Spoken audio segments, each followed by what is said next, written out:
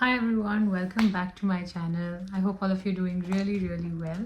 Thank you so much for joining in to this week's video. In this video, I'm going to be sharing how much we made in the first month of hosting everyone at the Airbnb, and also a little bit of the pros and cons of setting the whole place up. I would be sharing a lot of previous footage of how we were setting the whole place up, how it was a complete mess versus what it looks like right now. I'm actually lucky to have such amazing guests who not only enjoyed their stay at the place but at the same time have taken care of it like it was their own home, and that makes me so happy. So with this video, I actually thought that it would be helpful for some of you in case you are interested or maybe thinking about putting your house on Airbnb. A few videos ago, you must have seen me and Sue in an entirely new space. That was actually another house in East York. Currently, Sue and I are back to our old house. We're living with mom, dad, and Sagar. The other house is on Airbnb, and thankfully, it's been a good decision so far. We've not had to deal with guests who misbehave or do not take care of the property. I think Airbnb sort of has provided a safe space where you can ensure that the person coming into the place can also be reviewed, as a result of which the host can also decide whether or not to let the guest make the booking for the stay.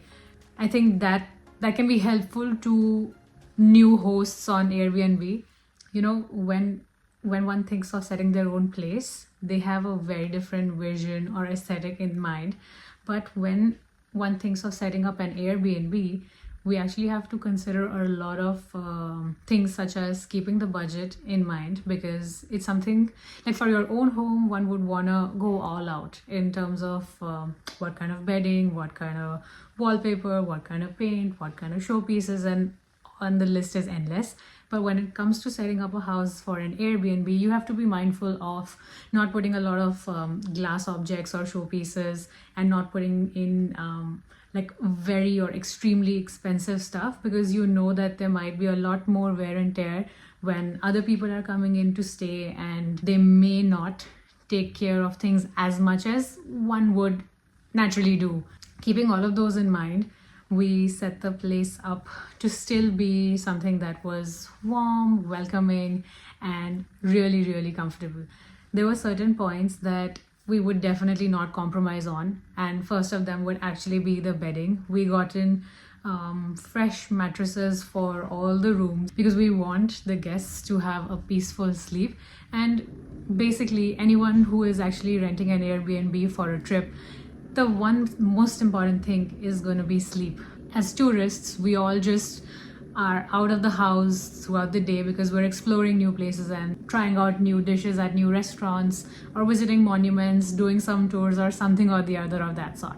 But as the day ends, the one thing that we look forward to most is getting on the bed and sleeping. I do not want any of our guests to not have a peaceful sleep, which is why we got in fresh mattresses, good quality mattresses, and great comforters along with pillows and everything. I think Indians are absolutely known for their hospitality, and I think as an Indian, it's just sort of ingrained in us that we should always welcome someone who comes home with either a coffee, tea, or pop, or anything of that sort, anything that they prefer, right? So I always make sure that we have tea, coffee, sugar, stevia, and not milk, because milk can obviously spoil. But basically the non-perishable products, a little bit of oil, and laundry supplies such as detergents or washing pods, dishwashing pods, and whatnot. Those are the certain things, like we make a list and then we keep all of that in stock. And all in all, it was a really fun experience as well to set the whole place up and to see it come to life. Like I mentioned, I would be sharing a lot of footage of what the house looked like before versus what it looks like now, and all of the in-betweens. So get ready to see a lot of messy footage with a lot of cardboard boxes, a lot of bubble wrap, and paintings and artworks, and all the processes that we went through before we actually decide to hang artwork on the walls. I'd be honest, Sue and I do not have a whole lot of time to be fully hands-on with interacting with the guests who make reservations or book, and during the course of the guest stay. to be interacting with them 24/7. So we did hire a property management company that takes care of that bit for us, and they charge about 12 to 15% commission from whatever the earnings are. But at the end of the day, it gives us like this peace of mind that, you know, we know that there's someone who can take care of the guests and is responding to their queries 24/7. I feel like summer is a great time to put the house on Airbnb, because we see a lot of tourists coming in for their summer vacations and, you know, to attend certain concerts and events that happen around the months of June, July, August. So the response for July has been great as well, and now August is just beginning, so I'm looking forward to that as well. Sagar, say hi to everyone. Hello. Say something. You're the host. You said you wanted to shoot something with me. So what are you shooting? actually, I was just telling them about how we set the place up for the Airbnb. So Sagar helped a lot as well. I did most of the work. No, he didn't. Not most of it, but some of it. In the month of June, we that was the first month of us hosting the Airbnb, and we made a little upwards of $8,200 in a month. That's Canadian dollars. But you have to subtract a little bit of the fee that Airbnb already deducts prior to sending the payments out. The property management company, of course, charges like 15%. So like 15% of 8,400 is what went to them, and the remaining was given to us, which is what our net earnings for the month would be. If we were to rent that house for a long-term duration, as in like to keep tenants in the house, we would probably get about 4,000 or 5,000 a month. But with the Airbnb, we get a little more, and even after paying the property management company, we were able to get about $7,000 for that month. Coming back to setting the whole place up, we have about 4 bedrooms in that house, and then there's one in the basement as well.